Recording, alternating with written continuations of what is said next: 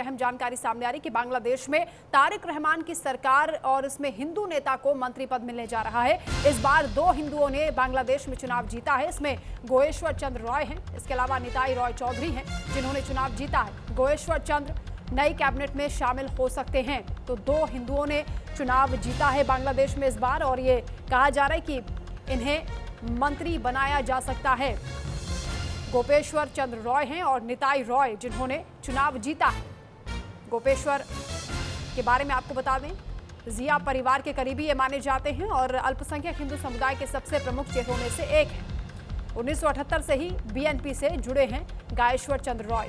रत्नेश जी लगातार हमारे साथ जुड़े हैं। रत्नेश जी, जब 2 हिंदू नेताओं को कहा जा रहा है कि प्रतिनिधित्व मिल रहा है, यानी मंत्री उनको बनाया जा सकता है, तो वो नेतृत्व करेंगे, तो अल्पसंख्यकों को लेकर, हिंदुओं को लेकर ये अच्छी खबर है। काफी है मेरे ख्याल से। हिंदुओं की और जो और माइनॉरिटीज है वहां पर काफी तादाद में बौद्ध हैं, जैन हैं, सबको साथ लेके, जरूरी नहीं कि उनको मंत्री ही बनाया जाए, लेकिन कहीं ना कहीं जिला स्तर पर और जगहों पर उनको नेतृत्व दिया जा सकता है।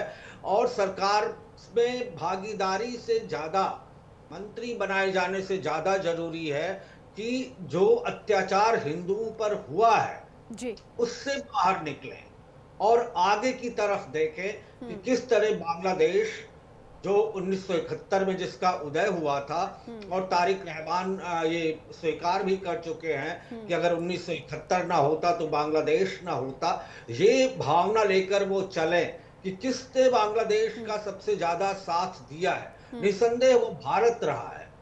वो पाकिस्तान सिर्फ बांग्लादेश में आग लगाने की कोशिश करता है, और जो उसकी एजेंसी है बिल्कुल, और मुझे लगता है कि तारिक रहमान पाकिस्तान के इन मंसूबों को भली भांति समझते हैं और इसीलिए अब आगे क्या वो कदम उठाएंगे इस पर नजर रहेगी। रत्नेश जी, कई चुनौतियों की हम बात कर रहे थे, लेकिन भारत के साथ जो रिश्ते मोहम्मद यूनुस की अंतरिम सरकार के दौरान निम्न स्तर पर पहुंचे हैं, उसे कैसे बेहतर करेंगे, क्योंकि बांग्लादेश फर्स्ट की बात करते हैं तारिक रहमान, और इस बात को भी समझते हैं कि भारत के साथ रिश्ते कितनी निर्णायक भूमिका में रहते हैं जब बांग्लादेश को बेहतर बनाने की बात होती है, वहां की अर्थव्यवस्था को बूस्ट अप करने की बात होती है।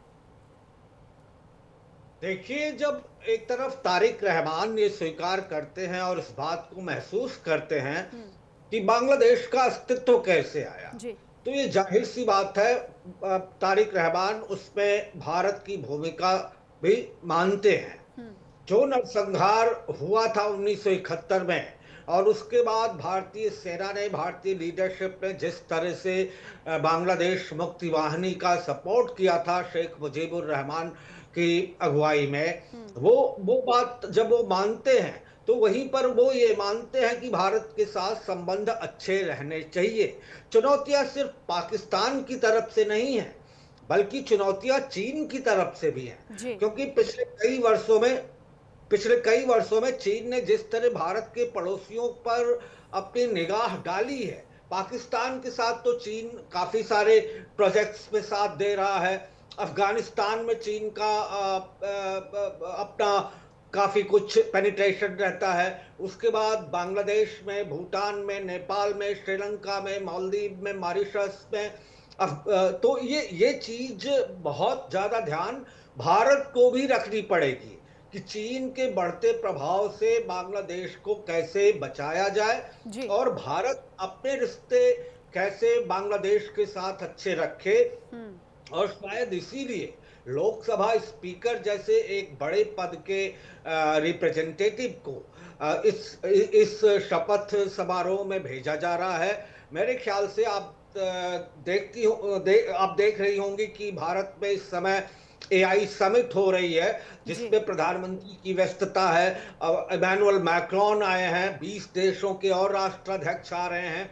तो इन व्यस्तताओं की वजह से प्रधानमंत्री स्वयं नहीं जा पा रहे हैं, लेकिन एक अपना मजबूत रिप्रेजेंटेशन वहां भेज रहे हैं। तो इन चुनौतियों से, बांग्लादेश को आंतरिक चुनौतियों से तो निकलना ही है, लेकिन साथ ही साथ भारत के साथ भी उसको रिश्ते अच्छे रखने हैं। और इन सबसे ज्यादा बड़ी बात ये है कि शेख हसीना की वापसी कैसे इंश्योर की जाए, ये भी एक महत्वपूर्ण बात है।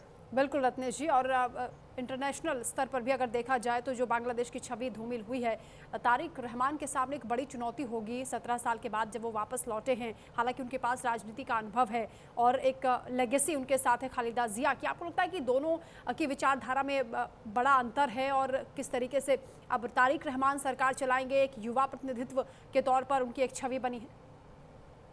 देखिए, बेगम खालिदा जिया की जहां तक बात है, उनको तो एंटी इंडिया इंस्टेंसेस के लिए जाना जाता था। जिस तरह की दोस्ती शेख हसीना के साथ थी, वैसी दोस्ती भारत की बेगम खालिदा जिया के साथ नहीं थी।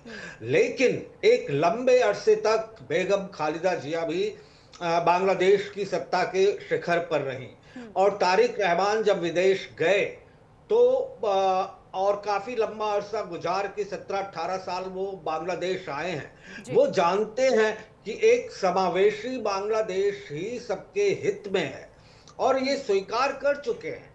वो मानते हैं कि इस समय प्रधानमंत्री मोदी की जो छवि है वैश्विक स्तर पर, उससे शायद वो बाहर नहीं जाना चाहेंगे और भारत के साथ रिश्ते अच्छे रखना चाहेंगे। ये मेरे ख्याल से बांग्लादेश के हित में भी रहेगा। बिल्कुल, और तारिक रहमान ऐसा करेंगे इसकी उम्मीद भी जगी है, क्योंकि शुरुआत में उनके जो कदम रहे हैं, पीएम मोदी को न्योता भी उन्होंने दिया शपथ समारोह में। पीएम मोदी ने खुद भी उन्हें बधाई दी थी सबसे पहले। तो उम्मीद यही करें कि रिश्ते बेहतर होंगे।